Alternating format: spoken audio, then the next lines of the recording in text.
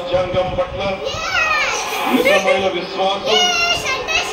విధేయత చూపుతానని, భారతదేశ సార్వభౌమాధికారాన్ని సమగ్రతని కాపాడుతానని, ఆంధ్రప్రదేశ్ రాష్ట్ర మంత్రిగా నా కర్తవ్యాలను శ్రద్ధతో అంతఃకరణ శుద్ధితో నిర్వహిస్తానని, భయంగాని పక్షపాతంగాని రాగద్వేషాలు గాని లేకుండా రాజ్యాంగాన్ని శాసనాలని అనుసరించి ప్రజలందరికీ న్యాయం చేకూరుస్తానని దైవ సాక్షిగా ప్రమాణం చేస్తున్నాను. నేను కొణిదెల పవన్ కళ్యాణ్ అనే నేను ఆంధ్రప్రదేశ్ రాష్ట్ర మంత్రిగా నా పరిశీలనకు వచ్చిన